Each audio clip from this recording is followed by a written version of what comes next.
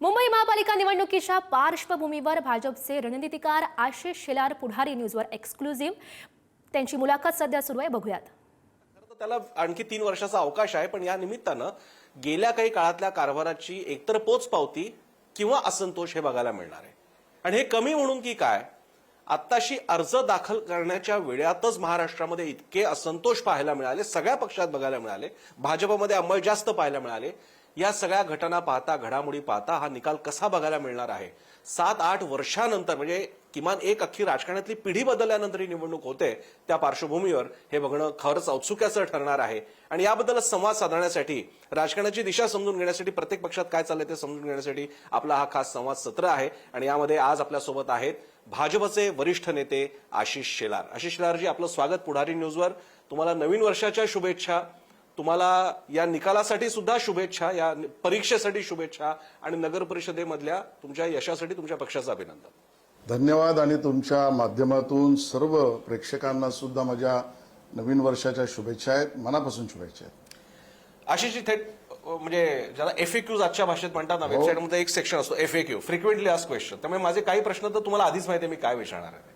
माझा इमिजिएट पहिला प्रश्न आहे ते म्हणजे सार्वत्रिक दिसणारी बंडाळी. ती सगळ्या पक्षात आहे आणि ती सगळ्यांनी दाखवलेली आहे, पण मी मगाशी म्हटल्याप्रमाणे भाजपमध्ये ती जरा जास्त बघायला मिळते, आक्रमकपणे बघायला मिळते. म्हणजे जिथे अतिशय सौम्य पद्धतीने पक्षाच्या मंचावरती आपला आक्षेप व्यक्त करायचा असतो आणि खुलेपणाने आरडाओरडा करण्याची इतरांची संस्कृती असं मानलं जात होतं, त्या भाजपमध्ये बाप रे, डोळे बंद करावेत का कान झाकावेत असा प्रश्न आहे. इतक्या प्रमाणात आम्हाला गोष्टी बघायला मिळाल्या. काय चाललंय? खरंच मी सांगेन प्रसन्न तुला की खूप वेदनादायी आहे. माझ्यासारख्या कार्यकर्त्याला जो संघ, विद्यार्थी परिषद, भारतीय जनता पार्टी असं करत आलाय, त्याला हे सगळं चित्र पाहिलं, एकाचं असो, कमी असो, त्याचं प्रमाण काही असो, पण प्रचंड वेदनादायी, दुःखदायक आहे. व्यक्तिशः मला असं वाटतं की आम्ही पुन्हा जसा पायलट असतो ना, प्रत्येक विमान उडाल्यानंतर किंवा उडण्याआधी सगळ्या गोष्टी पुन्हा चेक करत असतो, तसं पुन्हा एकदा संघटनेच्या आणि संघटनेत काम करणाऱ्या कार्यकर्त्याच्या प्रशिक्षणाच्या, निष्ठेच्या, श्रद्धाच्या, कार्यपद्धतीच्या सगळ्या बटनांना पुन्हा चेक केलंच पाहिजे, असं माझं व्यक्तिशः मत आहे. आणि म्हणून या सगळ्याकडे बघण्याचा दुसरा दृष्टिकोन जो आहे तो हाही आहे प्रसन्न, की आपण बघितलं, ज्याचा उल्लेख आपण केलात, की एक 7-8-9 वर्षाचा काळ गेलाय.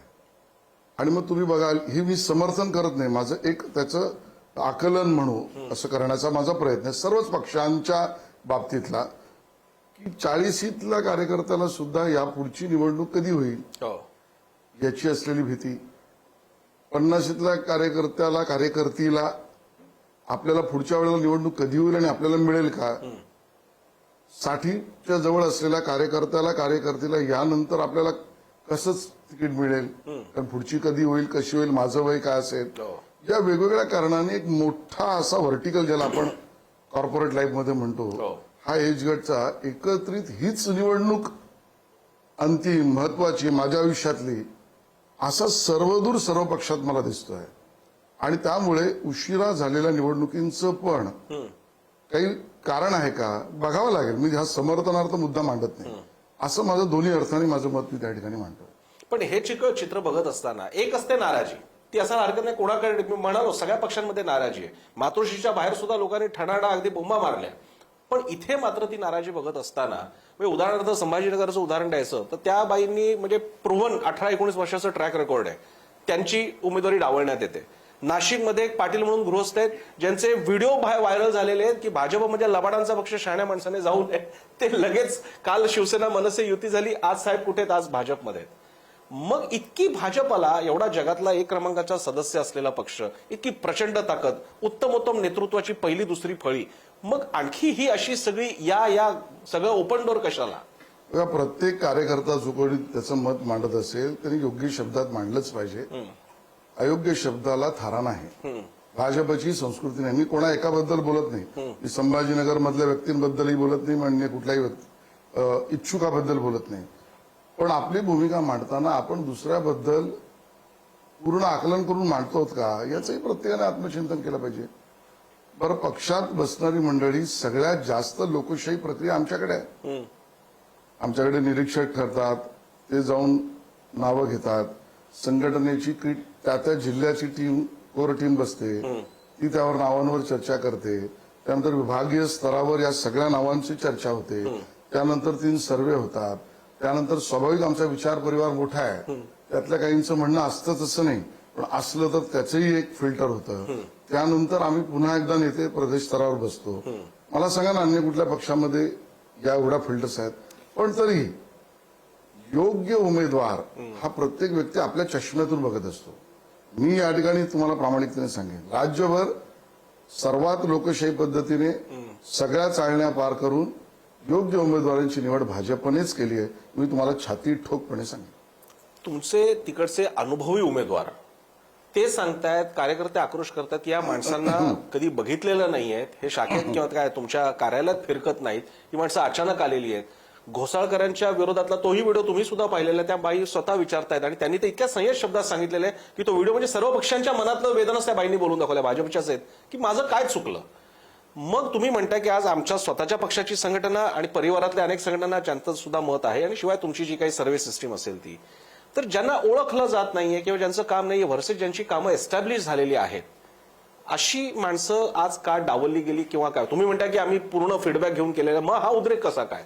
प्रत्येक 29 महानगरपालिकेतल्या प्रत्येकातली कारणं वेगळी असू शकतात. तुम्ही 29 मध्ये सर्वदूर सगळ्यात कमी महानगरपालिकांमध्ये आमच्याकडे, पण एकही झाला तरी तो वेदनादायी. मी सुरुवातीलाच म्हटलं, आम्ही महायुतीत लढतो त्यामुळे जागाही कमी होत आहेत. जागा कमी होतात म्हणजे आपापसात, आणि मग त्यात सुद्धा कमी जागांमध्ये इच्छुकांची स्वाभाविक गर्दी असते. आणि त्यामध्ये आपल्याला गणित मांडताना, जसं मी मगाशी म्हटलं, योग्य हा शब्द सापेक्षपणा आहे. त्यात कर्मठता, पक्षनिष्ठा, याबरोबर विजयाचं गणित, या सगळ्यांनी आपल्याला बघावं लागतं. आणि बरोबरीने भारतीय जनता पक्ष काही कुठल्या परिवाराचा पक्ष नाही आहे ना. जसा तो एका परिवाराचा पक्ष नाही, तसं तिथे काम करणाऱ्या एका कार्यकर्त्याच्या श्रमाला 100% सलाम आहे, पण तो त्याचाही पक्ष नाही, हा विचारधारेचा पक्ष आहे. आणि म्हणून कार्यकर्त्याच्या परिश्रमावर कार्यकर्त्यालाच तिकीट दिलं पाहिजे. पण कार्यकर्ते तिकीट मिळणारे सोडून अन्य जे सगळे कार्यकर्ते आहेत, त्यांचं जे स्वप्न आहे की आम्हाला आमच्या पक्षाचं सेवा करण्याची संधी निवडणुकीत जिंकून मिळाली पाहिजे, त्याला डावलून चालणार नाही ना. मग माझं या दोन्हीचा समतोल करावा लागेल. माझं एक्झॅक्टली तेच म्हणणं आहे. घोसाळकरांची स्थिती काय, संभाजीनगरची स्थिती काय, पुण्यातल्या एका ठिकाणची मी बघत होतो, तिकडची उमेदवारी आता टिळकांच्या घरामध्ये देण्यात आलेली आहे. आणि तिकडचा जो स्टँडिंग तुमचा कार्यकर्ता राहिलेला आणि जो गरीब घरातून आहे, नीट परिश्रमपूर्वक आहे, आणि हे कोण म्हणतंय, हे त्या भागातली मंडळी म्हणतायत, अशा माणसाचं तिकीट मात्र कापण्यात येत आहे. मग प्रश्न असा आहे, मग ज्याचा काही अनुभव नाहीये, ज्याने अजून पक्ष संघटनेत काही एक पद पहिल्यांदा गाठावं, त्याच्याऐवजी थेट स्टँडिंग आणि ज्याने काम करून दाखवलेलं त्याचं पत्ता कट केला जातोय. मग हे गणित तुमच्या सांगण्यामध्ये तुम्ही म्हणताय ते थेरोटिकली एकदम बरोबर आहे, तसंच असलं पाहिजे, तसं होताना दिसत नाहीये. पुन्हा एकदा राजकीय निर्णय करताना निवडणुकींचे कार्यकर्त्यांच्या इच्छा अपेक्षांवरच केला पाहिजे, त्याच्या परिश्रमावरच न्याय दिला पाहिजे. पण बरोबरीने निवडणुकीत जिंकण्याचं गणित आणि आपण करायचं असलेलं आपलं विजन, यासाठी पण समर्पण केलं पाहिजे. हा आमचा कार्यकर्ता करतोच, त्यावेळेचा आम्हाला अभिमान आहे. पण आता मी तुम्हाला एवढंच सांगेन या विषयाला या ठिकाणी संपवताना, की आमचे उमेदवार 100% योग्य निवड प्रक्रियेने झालेले आहेत. या असंतोषाचा फटका नाही बसणार. मला वाटतं आमचे कार्यकर्ते त्यांचा असंतोष म्हणजे त्यांचं म्हणणं पक्षनिष्ठा म्हणून मांडतायत, आणि पक्षनिष्ठेने मांडलेल्या गोष्टी स्वीकारणे नेतृत्वाचं काम आहे. आम्ही ते स्वीकारतो. आणि सुरुवातीलाच मी म्हटलं, पुन्हा एकदा पायलट सारख्या सगळ्या गोष्टी आम्ही करू. तुम्ही मुंबईकडे आपण वळूया, कारण सगळ्यांचं लक्ष यावेळी मुंबईकडे असणार आहे. मुंबईमध्ये आज भाजप 137च्या आसपास आणि शिंदे 90च्या आसपास, काही एखाद दुसरा आकडा पुढे मागे असेल. मागचा स्ट्राईक रेट पाहता तुम्ही जागा त्या अर्थानं कमी आहेत तुमच्या, आणि शिंदेंना तुम्ही 90 दिलेल्या आहेत. एका बाजूला युतीमधला हा युती धर्म पाळला असंही म्हणता येईल, पण त्याचवेळी आज तुमच्या स्ट्राईक रेट समोर शिंदेचं अंतर्गत आव्हान, 2 ठाकरेंचं बहिर्गत आव्हान, जोडीला काँग्रेस वेगळी लढते, या सगळ्या आव्हानांकडे कसं पाहता? मुळामध्ये प्रत्येक निवडणुकी वेगळी निवडणूक असते. मी 1985ला पहिल्या निवडणुकीत काम केलेलं आहे. 82 ते 85च्या काळामध्ये विविध निवडणुकांमध्ये. आज 2026 आहे. मी दावा करणार नाही की मी मुंबईतल्या निवडणुकीचा विशेषज्ञ आहे, पण मी नक्की हा दावा करेन की मुंबईतल्या निवडणुकीला प्रत्यक्ष जवळून वेगवेगळ्या टप्प्यात पाहिलेलं आहे. मी पाहिलेलं आहे. कार्यकर्ता म्हणून, बूथवरचा पण, नेता म्हणून, प्रचारक म्हणून, वगैरे वगैरे. त्यामुळे प्रत्येक निवडणूक ही वेगळी निवडणूक आहे. या निवडणुकीचं माझं विश्लेषण खूप स्पष्ट आहे. एका बाजूला महायुती आहे, दुसऱ्या बाजूला महाविकास आघाडी फुटलेली आहे. एका बाजूला आम्ही दोन्ही पक्ष एकत्रित सामोपचाराने कमीत कमी तंट्याने किंवा काही तंटा न करता तिकीट वाटप केलंय. दुसऱ्या बाजूला दोन भावांचा पक्ष आणि काँग्रेस यांची स्थिती काय, तर दोन भावांच्या पक्षांना जागा किती, कुठल्या, उमेदवार याच्याबद्दल शेवटपर्यंत सांगताच आलं नाही. त्यामुळे मनभेद आणि मतभेदाची सुरुवात ठिणगी तिथे आहेच. काँग्रेसची स्थिती काय, त्यांना 227 ठिकाणी उमेदवारच नाहीत. शपथची स्थिती काय, त्यांना 15-20 जागा द्यायला मारामारी. अन्य पक्षांचं मी बोलत नाही. परत तिसरा मुद्दा घेऊ. आम्ही महायुती म्हणून एकमेकाला दिलेल्या जागांमध्ये एक वाक्यता, एक सूत्रता आणि थोडंसं आपण राजकीय नीट बघितलं तर आपल्या लक्षात येईल की आम्हाला दोघांना मिळून महापालिकेत महापौर किंवा सेवेची संधी मिळावी अशा सीटा आम्ही एकमेकांना वाटल्या आहेत किंवा एकमेकांनी केल्या आहेत. 137 आणि 90 बरोबर आहे. त्यात आरपीआय पण आहे. दुसऱ्या बाजूला उद्धवजींनी एका अर्थाने त्यांच्या पक्षाने राज ठाकरेंना कसं फसवलंय. 50-53 मधल्या 30 जागा अशा दिल्या आहेत की ज्या कधीच ते दोघे मिळूनही निवडून येऊ शकत नाही. मग राहिला 20-25 जागांवरचा तो पक्ष. खरं तर मनसैनिक किंवा त्या कार्यकर्त्याची भावना काय असेल की माझ्या पक्षाला 20-25 वर आणून ठेवलं, पण असो तो त्यांचा अंतर्गत प्रश्न आहे. स्वतःकडे 160च्या वर घेतल्या म्हणजे राक्षसी अहंकार किती होणार नाहीच आहे, ते जिंकून येणार नाहीच आहे. मी फक्त विश्लेषण मांडतो की 160 मध्ये आपल्या काहीतरी एवढ्या याव्यात की आपलाच महापौर बसावा. कुठे गेला मनसे, जाऊ दे. ही राक्षसी वृत्ती ही त्यांच्या जागा वाटपातली. म्हणून मी तुम्हाला सांगितलं की कार्यकर्ता, ठिणगी, जागा वाटप, फुटलेले पक्ष, विच्छिन्न झालेले विरोधक, या सगळ्यामध्ये मी आज विधान करतोय या विश्लेषणाच्या आधारावर काय की सुनामी येईल महायुतीची सुनामी मुंबईमध्ये आणि राज्यात तुम्हाला दिसेल. आणि आजच सांगतो, त्यानंतर विश्लेषण करताना ईव्हीएम वर बोलायचं नाही. असेल हिंमत आज चर्चा करा, असेल हिंमत तर मुद्द्यावर लढा. जे मुद्देच नाहीत, जे असत्यच आहे, जे खोटच आहे, त्याच्यावर चर्चा नको. न पेक्षा आताच हार माना. हे दोन्ही ठाकरे बंधूंच्या पक्षाला आमची विनंती आहे. एक मुद्दा याच्यामध्ये ईव्हीएम वगैरेवरती मी नंतर येईन, पण एक मात्र मुद्दा आहे ज्याचा उल्लेख आता भाजपही करू लागलेत की भाजपमुळे 2 पवार एकत्र आले ते पुण्यामध्ये, इथे 2 ठाकरे एकत्र आले. म्हणजे मी व्यंगचित्र पाहिलं होतं, त्यात फडणवीसांना कोणीतरी पीए येऊन असं गुलाबाचं फुल देतो. फडणवीस म्हणतात अरे कोणीही दिलं, ते म्हणतात त्यांनी दिलं. तो वरती ढगामध्ये बाळासाहेब ठाकरे. तर सांगायचा उद्देश असा की राज उद्धव ठाकरे तुमच्यामुळे झाली युती भाजपमुळे. तर या सिच्युएशनकडे तुम्ही कसं बघताय? ठाकरे एकत्र येणं, एक इमोशनल वेव्ह आपण पाहिली डोमच्या ह्याच्यामध्ये, वरळी डोममध्ये ती सभा पाहिली. त्याच्यानंतर आता त्यांच्या सभा सुरू होणार आहेत आणि नाही म्हणाला 2 ठाकरे एकत्र येऊन ते एकाच मंचावर बोलणार वगैरे, तो एकदम सिनेमॅटिक एक्सपिरियन्स असेल.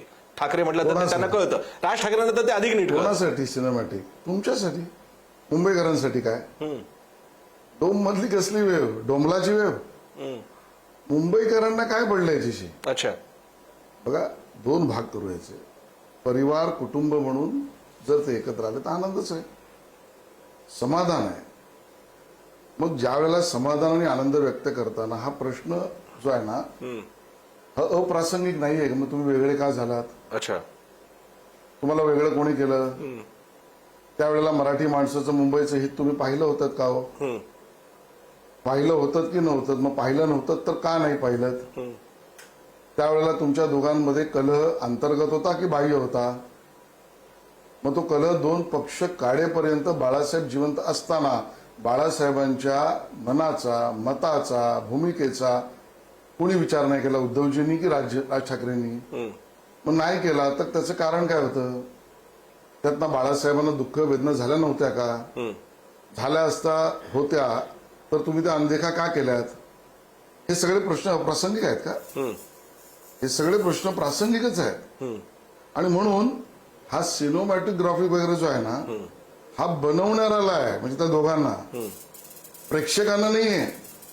आणि याचं उत्तर असं आहे की याआधी ते एकत्र एकाच पक्षात असताना सुद्धा, वेगळे असताना सुद्धा आम्ही आणि मुंबईकरांनी आपला आशीर्वाद मोदीजींच्या देवेंद्रजींच्या बाजून दिलेला आहे. मी तो प्रश्नाकडे येणार आहे, कारण मी तो विसरलो नाही 2017चा. म्हणून मराठी माणूस आणि मुंबईकरांना याच्यावरनं त्यांच्या मतांचा बदल होईल बरं. असं चित्र नाही.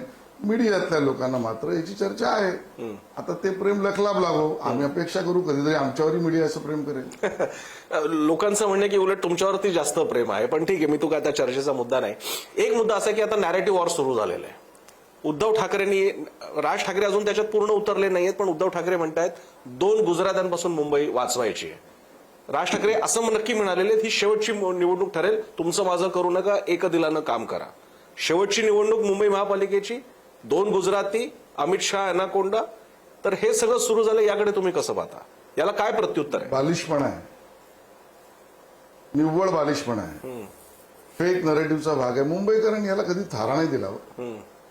पुन्हा एकदा तुम्ही समजून घ्या, महाराष्ट्रात थोडा मी विषय वाढवतोय. ठीक आहे. 70च्या दशकानंतर 80च्या मिड 80 पर्यंत असेल, चुकत असेल तर मी करेक्ट करा, ते 2026 पर्यंत 40 वर्षात एका पक्षाला 100च्या वर विधानसभेत जागा कधी मिळाले? मराठी माणसाने, महाराष्ट्राने 100च्या वर जे 35-40 वर्षात घडलं नाही, ते एक इलेक्शन नाही 3 इलेक्शन मध्ये घडून दाखवलं. ते म्हणजे मोदीजींना आशीर्वाद देऊन, मोदीजींच्या नेतृत्वाला, कर्तृत्वाला, दातृत्वाला, भूमिकेला, विकासात्मक भूमिकेला, प्रामाणिकतेला. 100च्या वर जागा 2014, 19 आणि 24. त्यामुळे हा निकालेला मुद्दा आहे. हा उकरून कितीही काढला तरी शिळ्या कडीला असंच आहे, तो प्रकार आहे. दुसरं, बाकी जाऊ दे राज्याचं, मुंबईत घेऊ. मुंबईमध्ये शिवसेना हा पक्ष स्थापन होण्याआधीच जनसंघाचे नगरसेवक होते महानगरपालिकेत. भारत सुद्धा होते, वामनराव परब सुद्धा होते, हशू अडवाणी सुद्धा होते. बरं जाऊ द्या, हा इतिहास काही लपलेला नाही, तुम्ही आम्ही पाहिला नाही, काही लोकांनी दाखवलं नाही म्हणून सत्य नाही. 80ला भाजप झाली जनसंघापासून, त्यावेळेलाही त्यांचा एकही नगरसेवक नव्हता काही काळ महापालिकेत. आमचे होते, आम्ही निवडून आलेलो होतो. एक निवडणूक तर अशी निघाली की ज्यामध्ये कमळावर त्यांना आपला उमेदवार लढवावा लागला. असो, आता ही जुन्या गोष्टी झाल्या. जो मुद्दा तुम्ही म्हणालात की 2 गुजराती, एवढी भीती का वाटते? मोदी शहांची भीती हेच त्या वाक्यामागचं खरं गमक आहे. बरं. आणि मुंबईकरांचं आणि मोदी शहा आणि देवेंद्रजींचं नातं. 2014ला काय वेगळा प्रचार केला होता तुम्ही? बाप काढलेत, कमरे खाली बोललात, इथून कोण आलं, तिथून कोण आलं, स्वारी आली, आक्रमण आलं, वेगळं करणार, आणि सगळ्या गोष्टीत बोललात. काय केलं मुंबईकरांनी? 2014 मध्ये प्रसन्न याच सगळ्या प्रचाराला लोकांनी प्रतिक्रिया दिली, रिॲक्ट केलंय. आम्ही वेगळं लढलेलो असताना आणि एकसंध शिवसेना असताना मुंबईमध्ये सर्वात जास्त आमदार आमचे निवडून आले. आणि अगदी गिरगावात पण, पार्ल्यात पण, बोरवलीत पण, मुलुंडमध्ये पण. असं नाही मराठी अमराठी नाहीये. आणि तुम्हाला हेही सांगतो मी, यांची स्थिती या दुष्प्रचाराला, चुकीच्या नरेटिव्हला, फेक नरेटिव्हला मुंबईकरांनी काय केलं माहितीये? तुम्ही कोणी दाखवलं नाही, कृपया करून याचा अभ्यास करा. मुंबईत 2 ठिकाणी एकसंध शिवसेनेचं मुंबईत डिपॉझिट गेलं. हा फटका दिला, परत करायचंय करा. मराठी माणूस सुद्धा फटका देईल, आणि आता तर अतिशय आक्रमकतेने देईल. कारण तुम्ही आता लांगुल चालनाचा कहर केलेला आहात. कोणाच्या? मामू. अच्छा. हे कोण मामू? कुठून आले मामू? काय संबंध? तुम्ही भूमिका मांडताय, नरेटिव्ह मांडताय. तुम्ही संभाजीनगरमध्ये जो पक्ष प्रवेश झाला त्याच्यापासून पुढे काय तुम्ही नरेटिव्ह मांडताय? मुस्लिम मराठी, मुस्लिम मराठी, काय नाही मराठी केवळ म्हणतायत, नरेटिव्ह मधलं म्हणतो. अजून त्यांची भाषणं समोर यायची आहेत. उमेदवारीमध्ये सुद्धा लांगुल चालनाची रंग दिसत आहेत. आणि म्हणून मराठी माणूस तर यावर प्रतिक्रिया का देणार नाही? या मुंबईत ज्यांनी बॉम्बलास्ट केले त्या आतंकवादी असलेल्या दाऊदच्या हस्तक, आणि ज्याला सुप्रीम कोर्टाने सुद्धा, सर्वोच्च न्यायालयाने शिक्षा दिली, तो मुसा तो तुमचा प्रचार करतो लोकसभेला. तुम्हाला काय वाटतं मुंबईकरी विसरणार? तुम्ही भावनात्मक मुद्दा मांडला तर तो तुमच्या घरातला आहे, तो तुमच्या घरात मांडायचा मुद्दा आहे, मुंबईकरांचा नाही. या बॉम्बलास्टमध्ये जीव ज्यांचे गेले, प्राण ज्यांचे गेले, ते ज्यांचे प्राण घेणारा गुन्हेगार तुम्ही नेहमीने कोर्ट म्हणताय. बरं ते सोडा, मुसा याकूब मेमन ज्याने बॉम्ब प्लॅन्ट केले त्याची कबर तुम्ही मुख्यमंत्री असताना सजते. आणि त्याला याकूब मेमनला तुम्ही आता शिक्षा देऊ नका सर्वोच्च न्यायालयाने सांगितल्यानंतर सुद्धा म्हणून पिटिशन करणाऱ्या काँग्रेस बरोबर तुम्ही हातमिळवणी करता. मराठी माणूसच यांना प्रतिक्रिया देईल. आता मी त्या ह्याच्यात यासाठी जात नाहीये, कारण यापूर्वी असं जेव्हा वाद झाले तेव्हा शिवसेनेने उद्धव ठाकरे म्हणाले की मग काश्मीरच्या बाबतीत सेपरेटिस्ट भूमिका असणाऱ्या महबूबा मुफ्तींबरोबर तुम्ही जाता, हो. फुटीरतावाद्यांबरोबर तर अटल तेव्हा हो. स्वर्गवासी अटल बिहारी वाजपेयी तर मिटिंगच घेतल्या होत्या. बरोबर आहे. त्याच्या दिशेने जर मी त्याचे उत्तर देतो, आदांतरी नका ठेवू. ज्या वेळेला काश्मीरमध्ये, जम्मू काश्मीर म्हणजे त्या राज्यामध्ये जनतेचं मॅन्डेट फ्रॅगमेंटेड होतं, त्यावेळेला केलेल्या राष्ट्रहिताच्या युतीमधून त्या असेंब्लीमधून सुद्धा काश्मीरच्या संदर्भामध्ये युनोमध्ये मांडण्याच्या भूमिकेतना लोकशाही टिकली आहे. यासाठी देशहिताची भूमिका आहे. सीएला विरोध केला तुम्ही, त्या काय मांडाल? तिकडनं येणारा हिंदू पीडित असेल, बौद्ध असेल पीडित, ख्रिश्चन सुद्धा असेल, जैन सुद्धा असेल, बाजूच्या राष्ट्रातला तो जर पीडित असेल आणि त्याला भारतात नागरिकता हवी असेल तर द्यायची नाही, ही तुमची भूमिका. तुम्ही काय आम्हाला शिकवणार? जम्मू काश्मीरच्या असेंब्लीमध्ये जम्मू काश्मीरमधना जाणाऱ्या लोकशाही मूल्यांचा मेसेज युनोमध्ये जाण्यामध्ये अहो ती पातळी कुठे आहे? उद्धवजी राहू द्या. या सगळ्यावर बोलायला गेलं तर उघडे पडाल. आज तो विषय नाहीये. प्रत्येक गोष्टीचं उत्तर आहे, समर्पक आहे, देश प्रथम या मुद्द्यावर आहे. कमिंग बॅक टू मुख्य मुद्दा, आता जे नॅरेटिव्ह दिसतंय की शिवसेना ज्या विषयावरती भाजपला कोंडीत पकडायचा प्रयत्न करेल किंवा जो मुद्दा मांडून धरेल तो आहे गुजराती. आणि तो फक्त 2 गुजराती म्हणजे पर्यायानं नरेंद्र मोदी, अमित शहा असा नुसता नसून तो हिंदींवरती ते डायरेक्ट अटॅक करू शकत नाही, कारण शेवटी हिंदी हिंदू आहेत आणि त्यांची मतं सुद्धा हवी आहेत. काँग्रेस बरोबर आहे, पण ते आता त्याला मराठी गुजराती अस्मितेचं रूप देत आहेत का? आणि मग तुम्ही त्याला काय उत्तर देणार? मुळामध्ये हा जनतेचा मुद्दाच नाही, हा त्यांचा स्वगत आहे. अच्छा.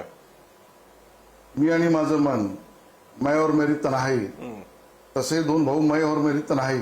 मी उर्दू शब्द काय उच्चारतो कारण जावेद अख्तरला राज ठाकरेंनी मराठी भाषा दिनाला प्रमुख वक्ता म्हणून बोलवलं. चांगलं आहे, आमचा विरोध नाही, म्हणून त्यांना कळावं म्हणून मी सांगितलं. आणि उद्धवजींना उर्दू फार कळतं म्हणून सांगितलं.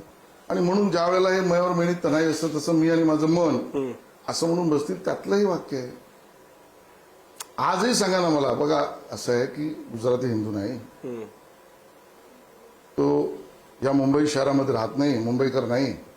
गुजराती राहतो पण त्याला आपल्या सोसायटीत मराठी राहायला खपत नाही, कारण तो मासे खातो, तो चिकन मटण खातो. असं कोणालाही थांबवू शकत नाही. संविधानाने प्रत्येकाला वागावंच लागेल, कोणी कुठल्याही भाषेत असो.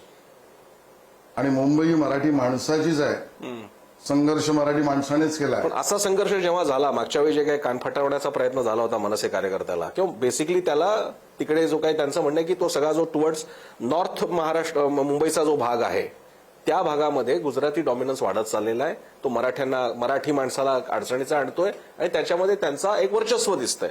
यात जेव्हा आंदोलनं होतात किंवा आवाज उठवला जातो, सोशल मीडिया असो, प्रत्यक्ष फील्डवरती असो, भाजप दुसऱ्या मोर्चात असतं, पुढे जाणारे शिवसेना, मनसे किंवा मराठी जण असतात. मला असं वाटतं पुन्हा एकदा ज्यांना तर्क मांडता येत नाही, सत्य दिसत नाही, ते हे बोलतात. उत्तर मुंबईतच अतुल भातखळकर काय निवडून आले गुजराती आहे, प्रवीण दरेकर काही गुजराती आहे, प्रकाश सुर्वे काही अन्य भाषिक आहे, मनीषा चौधरी काही अन्य भाषिक आहे. कोणाला सांगताय? कबूतरखाना प्रकरणामध्ये सुद्धा म्हणजे अगदी भाजप, शिवसेना भाजपमधले सुद्धा काही मंडळी प्युअर मेडिकल सायन्स टर्म्स मध्ये सांगत होत्या की असे त्यांचे अधिवास कबुतरांचे, त्याच्यातून नागरी वस्तीला होणारा त्रास वगैरे याच्याबद्दल पॉइंटवरती बोलत होते. मला मनीषा कांदेंचं विधान त्यांनी तर विधिमंडळात मांडलं होतं, चित्रा वाघांनी पण मांडलं होतं. त्याच्या बाबतीत भाजपची मात्र काहीच भूमिका नाही. आता हा तर मुद्दा काही जैन हिंदू वगैरे नाही, त्या कबुतरांच्या विष्ठेमुळे पसरतात रोग, पण त्यावरती भाजप भूमिका घेताना दिसली नाही. भूमिकाही मांडली, नियमी केला. आता प्रकरण न्यायालयासमोर आहे. न्यायालयाच्या आदेशाने काम होईल. मला मुस्लिम या विषयावरती एक यायचं आहे. म्हणजे आता मी जसा हा प्रश्न मी उद्या जर का शिवसेनेशी बोलताना मी त्यांना हिंदी आणि गुजरात्यांबद्दल विचारेन, तो मी प्रश्न तुम्हाला विचारतो. भारतात मुस्लिम आहेत हे एक वास्तव आहे, मुंबईत मुस्लिम आहेत हे एक वास्तव आहे. वर्षानुवर्ष पिढ्यानपिढ्या ते राहिलेले आहेत. तुमच्या वांद्र्यामध्ये तुम्ही ज्या जिकडचे प्रतिनिधी आहेत तिथे मुस्लिम आहेत. त्यातल्या अनेकांची म्हणजे जे काँग्रेसचे खासदार वगैरे राहिलेले आहेत यांच्याशी तुमचे अतिशय चांगले संबंध राहिलेले, त्यांचे चिरंजीव तुमच्याकडे येतात. सो मुंबईमधला मुस्लिम हा मुंबईच्या मल्टी डायव्हर्सिफाईड अशा कल्चरचा भाग आहे. पण आज त्याचा उल्लेख मुस्लिम महापौर होणार, मुस्लिमांची मतं शिवसेनेला हवीत का? माझा तुम्हाला प्रश्न आहे, भाजपला नको आहेत मुस्लिमांची मतं? माझा प्रतिप्रश्न आहे की ज्या वेळेला लांगुल चालनाचं राजकारण होतं त्यावेळेला त्या लांगुल चालनावर बोलायचं नाही. कॉम्प्रोमाइज मतांसाठी तुम्ही भूमिकांचं करणार त्यावेळेला थेट प्रश्न विचारायचा नाही. मला तुम्ही विचारणार तर मी तुम्हाला विचारायचं नाही की तुमचा कुठल्या मोहल्ल्यातनं येईल. आणि मुळामध्ये सबका साथ सबका विकास ही आमची भूमिकाच आहे. पण म्हणून appeasement is for all is not accepted ही आमची भूमिका आहे.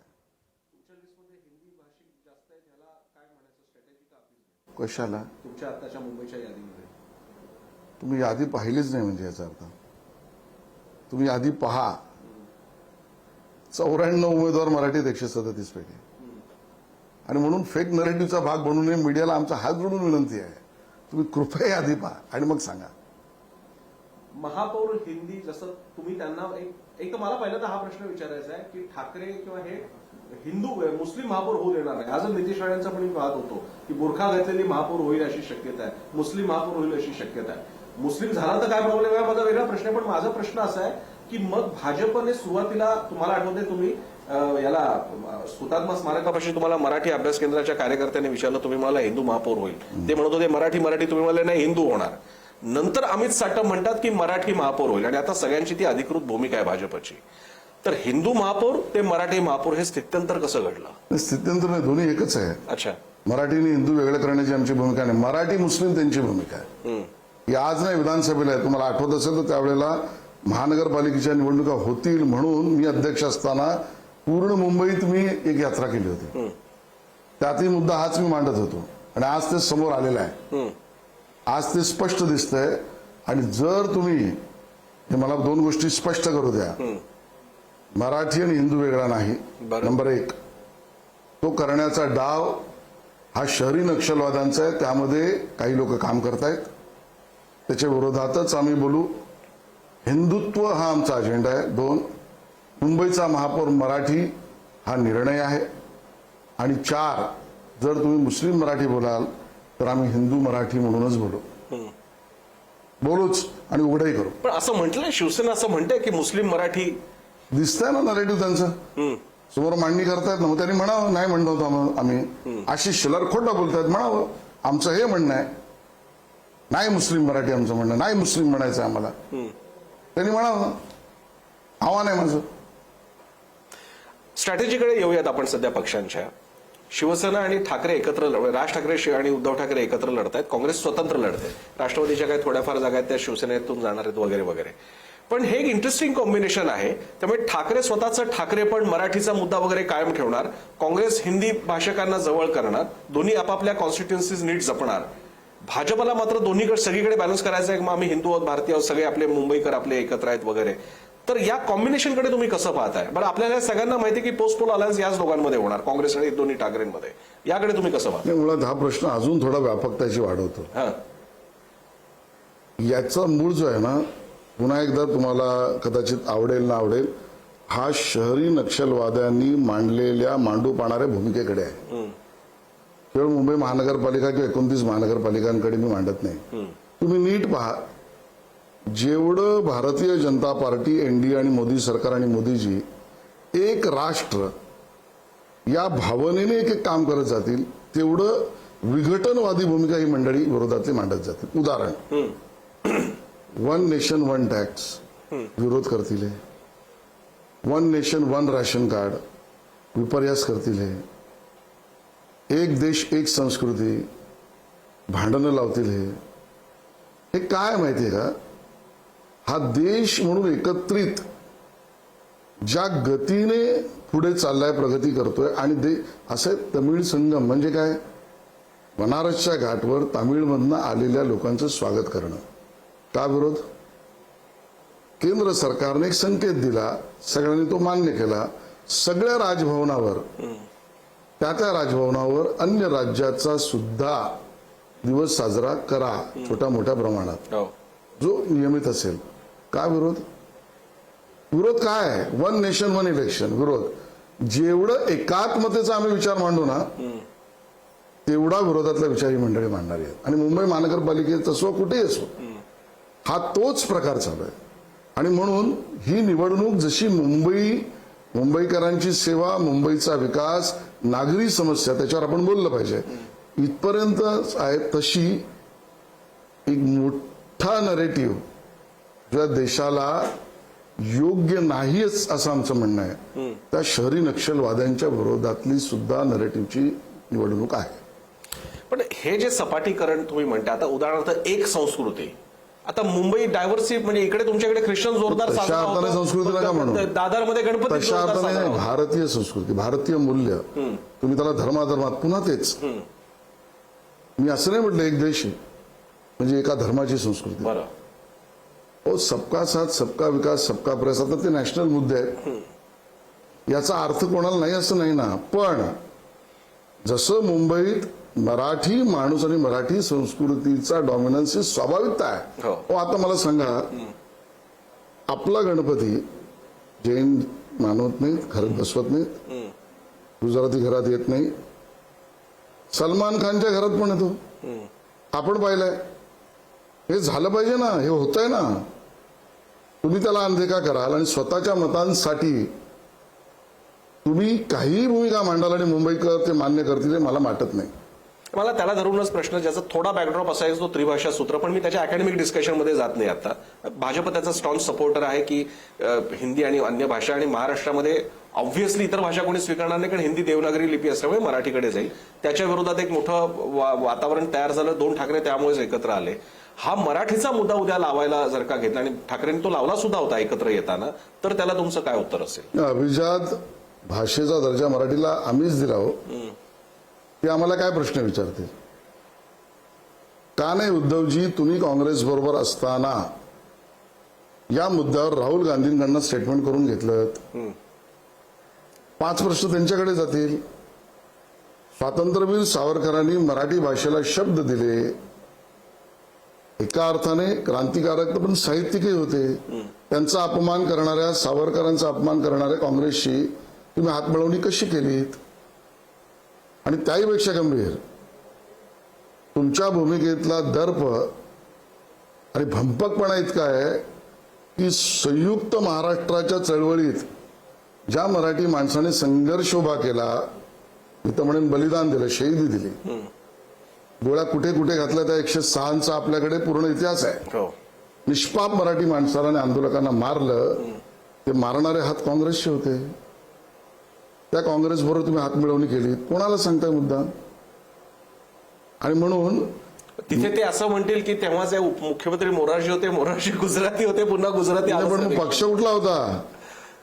का नाही राहुल गांधींना सांगत की तुमच्या मोरारजीने चूक केली आहे म्हणा? तेव्हा गप्पा बसाल. तुम्हाला काय वाटतं, दुधखळे जनता? आणि म्हणून मराठीच्या विषयावर मराठीची सक्ती जी आहे ना, ती आम्ही केलेली आहे, ती तुम्ही नाही केलीत.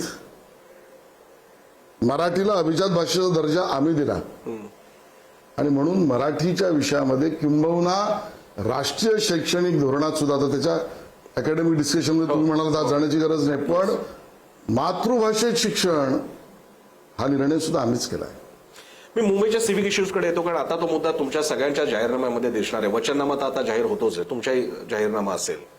माझा इकडे इंटरेस्टिंग, मला याच्यात रस आहे की भाजप जेव्हा शिवसेनेवरती वाईट गव्हर्नन्ससाठी, ऍडमिनिस्ट्रेशनसाठी, मुंबईच्या काय तुंबई वगैरे होण्यासाठी जेव्हा टीका करेल, तेव्हा स्वाभाविक प्रश्न असेल की या काळामध्ये तुम्हीच त्यांच्यासोबत होता, मग राधास होता, तेव्हा कुठे गेला धर्म? बरोबर आहे तुमचा प्रश्न, पण त्यातलं सत्य जाणून घ्यायला लागेल ना. आम्ही त्यांच्या बरोबर होतो याचा अर्थ मी महापौर होतो, स्थायी समिती अध्यक्ष होतो, निर्णय प्रक्रियेत किंवा आर्थिक चाव्या ज्या आहेत त्या कोणाकडे होत्या? उद्धवजी तुमच्याकडे होत्या. आणि परत चला हा एक प्रश्न झाला किंवा तुम्ही तुमची पळवाट काढता का असं तुम्ही म्हणू शकता. तर त्याचं दुसरं उत्तर पण देतो की त्या काळात बरोबर राहून सुद्धा मुंबईकरांसाठी संघर्ष आम्हीच केला. तुम्ही नीट माहिती घेतली तर तुम्हालाही प्रसिद्ध कळेल. 1 रुपयात प्रॉफिट मार्केटची जागा विकण्याची भूमिका उद्धवजी तुमची. संघर्ष मी केला, युतीत असताना केला. मुंबईला पिण्याचं पाणी जिथून सप्लाय होईल त्यात वापरली जाणारी तुरटी अलम यात भ्रष्टाचार आहे, मुंबईकरांच्या जीवावर बेतेल. संघर्ष गोपाळ शेट्टींनी युतीत असताना केला. मुंबईला जे पाणी पुरवठा व्यवस्था आहे त्यामध्ये समानता नाही, असमानता आहे. त्यात युतीत असताना संघर्ष हा योगेश सागर यांनी केला. मुंबईतल्या मोकळ्या भूखंडांचं आरक्षण जाता कामा नये, भूखंडांचं श्रीखंड असा शब्द शरद पवारांच्या काळातला सोडा, अगदी मनमोहन सिंग पंतप्रधान असताना केला. त्यावेळेला त्या विषयावर संघर्ष पराग गळवणी यांनी केला, भारतीय जनता पक्षाने केला. मुंबईत महानगरपालिकेमध्ये नागरी सुविधा निर्माण करण्यासाठी संगणकीकरण आवश्यक म्हणून सॅप ही प्रणाली, या सगळ्या प्रणालीत होणारा भ्रष्टाचार महायुती चुकवते याचा संघर्ष मी केला. किती उदाहरणं देऊ. त्यामुळे 1 निर्णयाच्या पदावर आम्ही नव्हतो, 2 युतीत असून मुंबईकरांसाठी झगडलो, 3 2017ला तर तुम्हीच होतात. तुम्ही म्हणजे ते शिवसेना होती. आणि म्हणून या सगळ्या विषयात ते आपले हात झटकू शकत नाही. पुढे जाण्यापूर्वी हा 2017चा एक रेफरन्स प्रेक्षकांसाठी सुद्धा, त्यावेळी चमत्कारिक अवस्था अशी होती की भाजपपासून सत्ता अगदी घासाच्या अंतरावरती होती. 84-86 जागा शिवसेनेच्या होत्या, हे 82 वरती होते. आणि मनात आणलं असतं तर भाजपला ती सत्ता मिळवणं अगदी सोपं होतं. पण एक बैठक काय होते आणि अचानक सगळीच्या सगळी सत्ता अशी शिवसेनेला दिली जाते आणि आम्ही फक्त पाठिंबा देऊ, सगळी काय पदं वगैरे शिवसेनेकडे असतील. ते काय आता सांगायला हरकत नाही. कसा काय तो निर्णय ठरला, काय पडद्यामागे चक्र फिरली, कोणी कोणाचे संदेश आणते नेते पोचते गेले, तुमचा काय रोल होता त्यामध्ये? देवेंद्रजींची मित्राबद्दल असलेली प्रामाणिक भावना. संजय राऊत माझ्यात आला असता तर मी म्हटलं असतं देवेंद्रजींची मेहरबानी, पण ते मी म्हणत नाही. देवेंद्रजींची मित्रपक्षाबद्दल असलेली प्रामाणिक भावना, मैत्री निभावली देवेंद्रजींनी. तर त्याच वेळेला देवेंद्रजींनी सांगितलं असतं तर मी त्याच वेळेला महापौर बसवलं असतं. मी म्हणजे भारतीय जनता पक्ष. हे केंद्र भाजपला पटलं होतं, हे जे काही तुम्ही प्रदेश पातळीला केलं सगळ्या भाजपच्या? देवेंद्रजी केंद्राशी बोललेच असतील. आणि जो काही निरोप आला ते देवेंद्रजींनी स्वतः भाषणात सांगितलं. कोणी निरोप दिला, डोमच्याच भाषणात सांगितलं. तुम्ही एकच डोम लक्षात ठेवता, दुसरा डोमही लक्षात ठेवा. त्या भाषणामध्ये त्यांनी सांगितलं स्वतः, मला निरोप आला आणि मी काय निर्णय भूमिका घेतली. नार्वेकर आणि संजय राऊत आले असं ते म्हणाले होते. नार्वेकरांचा उल्लेख केला त्यांनी, केला ना. एकनाथजी सुद्धा साक्ष त्याची आज आहेच. एकनाथजी हेही सांगू शकतील या विषयावर. आणि मग एवढं करूनही आमच्यावर उलटलात उद्धवजी, संपवण्याची भाषा करताय. मी या निवडणुकीचा मुद्दा तोही आहे. भारतीय जनता पक्षाचा कार्यकर्ता, ईर्षेला मुंबईकर, ईर्षेला विकासावर प्रेम करणारा माणूस तुमच्यावर नकारात्मक मतदान करेल आमच्या बाजूने, तुमच्या विरोधात. कारण उद्धवजी तुम्ही हे वाक्य वापरलं, देवेंद्र फडणवीस एकतर तू राहशील का मी राहीन, या स्तरावर गेला. तेवढं उलटला तुम्ही कोणासाठी? 25-30 वर्ष आमच्या बरोबर राहून सत्ता उपभोगलीत, महापालिकेत, राज्यामध्ये, केंद्रामध्ये. त्यावर त्यांचं असं म्हणणं असतं की तुम्ही आता काय वाक्य वापरलं, आमच्यासोबत राहून सत्ता उपभोगली. शिवसेनेचे म्हणणे, आम्ही होतो म्हणून तुम्हाला सत्ता मिळत गेली, बाळासाहेब होते म्हणून मुख्यमंत्रीपद मिळालं, शिवसेना मोठा भाऊ होता म्हणून भाजप पसरला. इतकंच काय, जेव्हा युती तुटली तेव्हा शिवसेनेचा बहुधा बांद्राचाच मेळावा होता. उद्धव ठाकरे म्हणाले हे आमचं पाप होतं की आम्ही भाजप वाढवू दिला. तुम्ही म्हणताय की आमच्यासोबत होऊन सत्ता उपभोगली, ते म्हणतात आम्ही चूक केली की तुम्हाला सोबत घेतलं. इतिहास तर स्पष्ट आहे ना. मी मगाशी सांगितलं, तुमचा पक्ष नव्हता त्यावेळेला आमचे नगरसेवक आमदार होते. आमदार सोडा आम्ही सत्तेत होतो. पवारसाहेब अजून जिवंत आहेत ना. उत्तमराव पाटील त्यांच्या काळात मंत्रिमंडळात होते, निवडून आले की नाही. तुमच्यामुळे वाढला कुठला आला? आपण दोघं एकत्र वाढलो हे ठीक. बाळासाहेबांचं मजबूत नेतृत्व हे महाराष्ट्राला दिशा देणारं, हिंदुत्वाच्या विचाराला पुढे नेणारं, त्याला सलाम आहे, अभिमान आहे. आणि बाळासाहेबांनी आम्हाला सांभाळून घेतलं, हेही सत्य आहे, ते नाकारता येणार नाही. उद्धवजी कुठलं सांगतात तुमच्यामुळे आम्ही वाढलो? तुम्ही इतिहास काढा. आम्ही म्हणून म्हटलं की आमदार सुद्धा मुंबईत आमचेच निवडून आलेले होते आणि म्हणून दोघे एकत्र वाढलो. आमच्यामुळे तुम्हाला सत्तेचा उपभोग घेता आला, हे त्यातलं विश्लेषण सत्य आहे. तुम्ही मगाशी म्हणताना म्हणालात की मुद्द्यांवरती बोला, मग ईव्हीएम वरती बोट ठेवू नका. तो मुद्दा मला घ्यावा लागेल, कारण तो मुद्दा शिवसेनेने उपस्थित केलेला आणि तो सुरू सुद्धा केला होता. एसआयआरला बाबतीत एसआयआर असेल, निवडणूक आयोगाची भूमिका असेल, आता सुद्धा निवडणूक आयोगाने नगर परिषदांच्या वेळी काय झालं ते आपण पाहिलेलं आहे. दुबार मतदारांचा मुद्दा असेल, ज्याला तुम्ही असं उत्तर देताय की तुम्हाला फक्त हिंदूच नावं दिसतात वगैरे. पण एक मात्र नक्की आहे, याही निवडणुकीमध्ये मुंबई आणि एकूणच महाराष्ट्रातल्या मतदार याद्या, दुबार मतदान आणि कदाचित ईव्हीएम हा मुद्दा विरोधक तुमचे त्यांनी आपल्या अस्त्रांमध्ये ठेवलेला आहे. लोकांची काही प्रमाणात भावना या गोंधळामुळे तर वाटतं सुद्धा की नेमकं काय चाललंय. अनेक ठिकाणी बरं आदित्य ठाकरे तर एकदम प्रेझेंटेशन करतायत, राहुल गांधी करतात तसं, की बघा या प्रत्येक मतदारसंघात याद्यांमध्ये बघा कशी नावं आलेली आहेत ती, आणि मग ती आली की मग ती काट मारली जाते. काही ठिकाणी तर लॉटच्या लॉट बंगालमध्ये 1.5 कोटी माणसांना बाजूला करण्यात आलेलं आहे. ह्या बातम्या आल्यानंतर जेव्हा विरोधक तुमच्यावर आरोप करतील की निवडणूक आयोगाचा गैरवापर होतोय, या मतदार याद्यांमध्ये काय चाललेलं आहे, तर त्याला तुमचं काय उत्तर? 2 भाग करू याचे.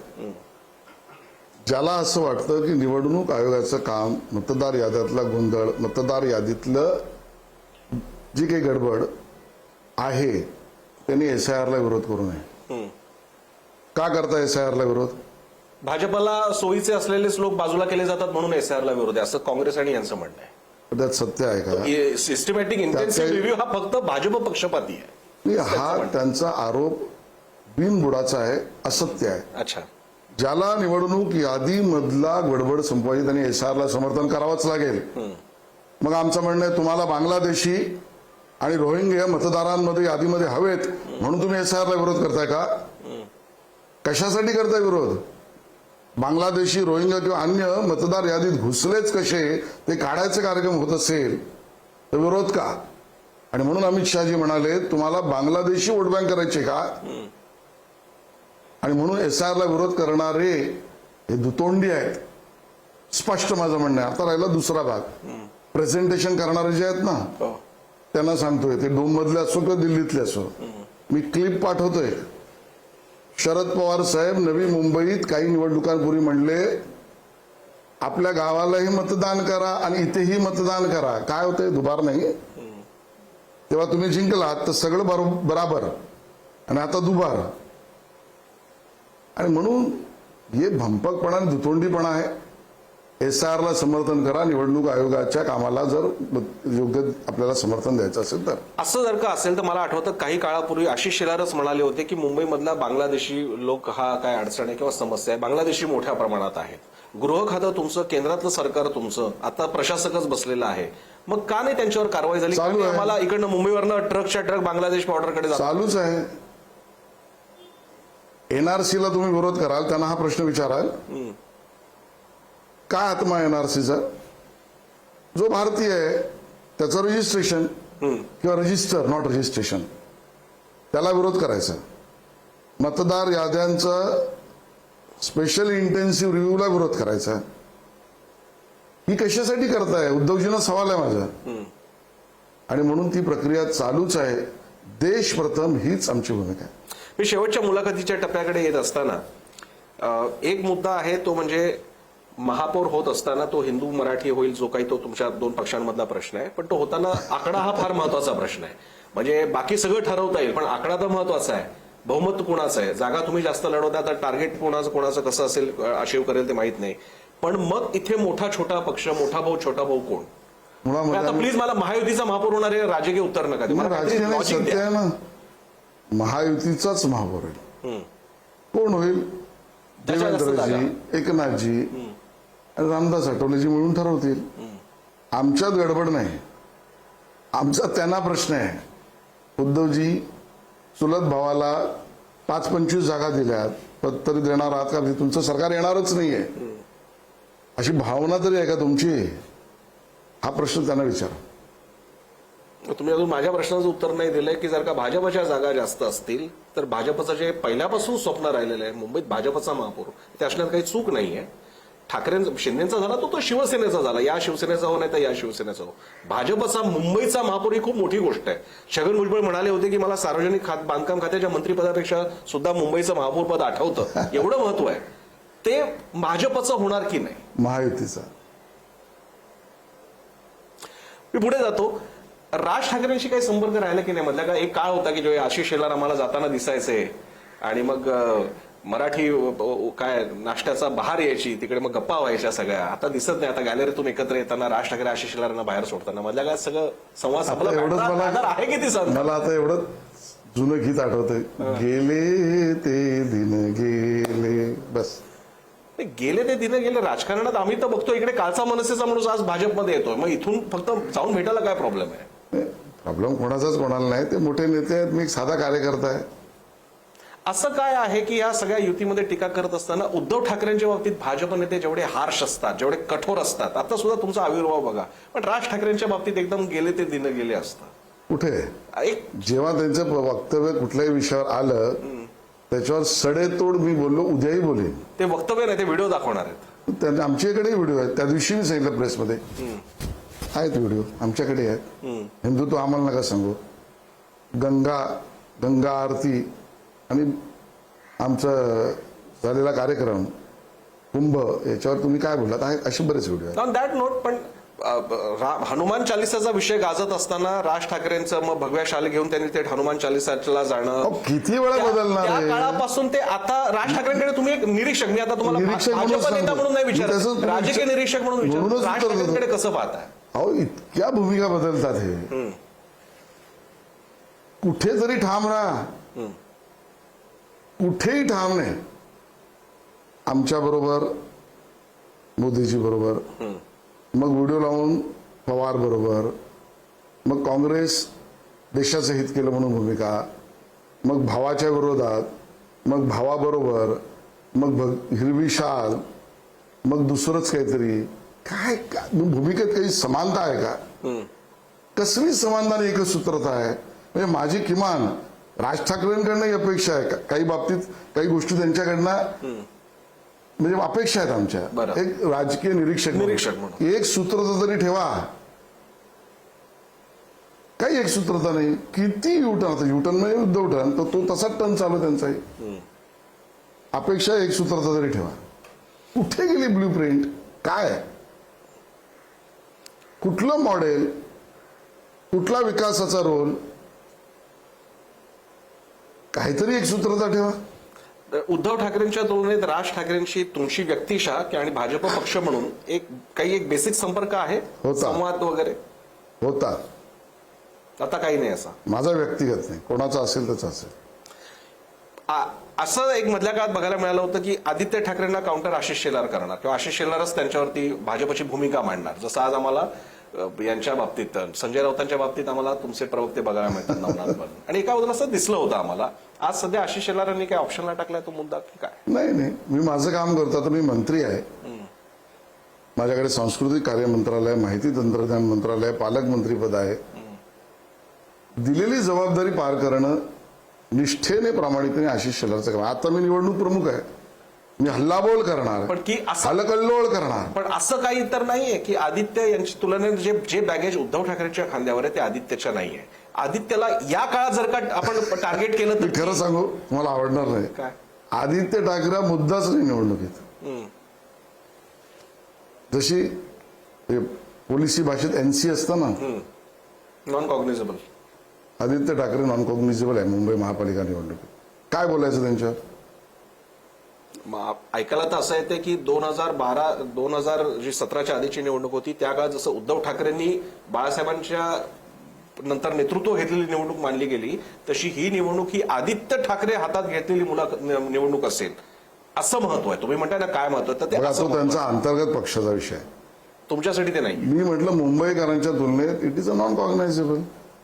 त्यांचा अंतर्गत पक्ष, त्यांच्या अंतर्गत त्यांचा प्रश्न आहे, त्याच्यावर आम्ही काय भाष्य करू शकत नाही. असं काय विश्वासार्हता आहे त्या नेतृत्वाबद्दल किंवा त्या नेत्याबद्दल? त्यांच्या पक्षाचे ते नेते असतील, त्यांचा सन्मान तो त्या ठिकाणी बरोबर आहे. शेवटचे 2 प्रश्न विचारतो. त्यातला एक मी मगाशीच यायला हवा होता. मला कृपाशंकरचं एकदम अचानक आठवलं की मीरा भाईंदरच्या बाबतीत बोलत असताना त्यांनी बाईट म्हणजे आमच्या समोर व्हिडिओ आहे कि क्यों नहीं अगर हम ज्यादा से ज्यादा नगर सेवक चुन के लाएंगे और हमारा उत्तर भारतीयों का महापौर होगा. बाद में नंतर त्यांनी विचारलं की हिंदी हिंदू वगैरे वगैरे सगळं. पण ही एक महत्वाकांक्षा उत्तर भारतीय नेत्यांमध्ये नाही का की आपला झाला पाहिजे. आणि सर्व पक्ष भाजपचा आला त्यात काँग्रेसही आले बाकीच्यांचे पण आले की आता उत्तर भारतीय झाला पाहिजे. आणि मीरा भाईंदर म्हणजे लागून असलेली महापालिका. प्रश्न मीरा भाईंदरचा आहे, मुंबईचा नाही. ते अंगणातच आहे. प्रश्न त्यांना विचारल्यावरचं उत्तर आहे. आणि तिसरं त्यांच्या वक्तव्याचं मी समर्थन करत नाही. तर ही तर झालंच ना की व्यक्तिगत एकदा म्हटलं की काहीच प्रश्न उरत नाही. पण ही भावना मी काय प्रश्न विचारला हिंदी नेत्यांच्या मनात सर्वपक्षीय हिंदी नेत्यांच्या मनात आता ही इच्छा यायला लागली. एखाद्या समाजाला असं वाटणं आणि त्यांनी बोलणं हे इतक्या पुरतच येते. याचा अर्थ तो निर्णय नाहीये. आणि अमित साटम यांनी देवेंद्रजींनी भूमिका मांडली आहे. मुंबईचा महापौर मराठी आणि आमची भूमिका हिंदुत्व. हिंदू मराठी वेगळे नव्हे. वेगळे नाहीच आहेत. कसे होऊ शकतात. शेवटचा प्रश्न विचारतो तो मुख्य अजेंड्याचा म्हणजे त्या अर्थानं की भाजप काय ऑफर करणार आहे. आता गेल्या अख्खा 7 वर्ष म्हणजे एक अख्खी पिढी बदलली शहरासाठी सुद्धा. प्रश्न आता वेगळे झालेले आहेत. रोटी कपडा मकानच्या नंतर आता रोटी कपडा मकान AQI चांगली असलेली हवा आणि फ्री वायफाय या लेवलला आपण आलेलो आहोत. पूर्ण जेनझीच्या पुढची जेन अल्फा पिढी आता यायला लागलेली आहे. या अशा मुंबई MMRD रिजनसाठी काय देणार आहे भाजप महायुती. बघा हाच महत्वाचा मुद्दा आहे निवडणुकीचा. शहरीकरण झपाट्याने वाढतंय. नागरी समस्यांचं स्वरूप बदलत आहे. मग शहरीकरण नागरी समस्या या विषयावर काम करणारा अजेंडा ज्याचा त्याच्याबरोबर मुंबईकर उभं राहतील. पण अजेंडा केवळ वचननाम्यात त्यांच्या लिहिला म्हणून चालत नाही तर त्याला विश्वासार्हतेची जोड लागते. त्या विश्वासार्हतेची जोड यायची असेल तर प्रत्यक्ष काम दाखवायला लागतं. पण या सगळ्यामध्ये मी थेट छाती ठोकपणे म्हणेन नागरी समस्या आणि शहरीकरण या विषयातली एक्सपर्टी प्रावीण्यता ही भारतीय जनता पक्षाकडे आहे. मुंबईत पण आहे. 52 पूल 95च्या काळामध्ये मुंबईत भाजपने गडकरींनी उभे केले. मुंबईची दुर्दैवाने झालेली ओळख त्या काळात अंडरवर्ल्ड गँग वॉरची मुंबई त्याचा खात्मा गोपीनाथ मुंडे भाजपने केला. मुंबईच्या उपनगरीय रेल्वेला पर्यायी म्हणून 9 मेट्रोचे रूट ॲक्वासहित देवेंद्र फडणवीसांनी उभे केले.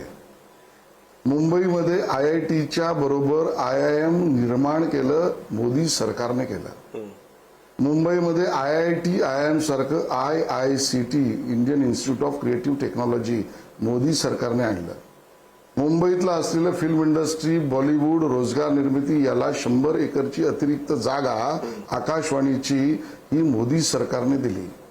मुंबईच्या उपनगरी रेल्वेमध्ये कधी लिफ्ट त्या ठिकाणी एस्केलेटर त्या ठिकाणी प्लॅटफॉर्म आणि डबा यातला असलेला गॅप त्यात पडणारी लोक अपघाती मृत्यू यापासून सुविधा निर्माण भाजपने मोदी सरकारने केल्या.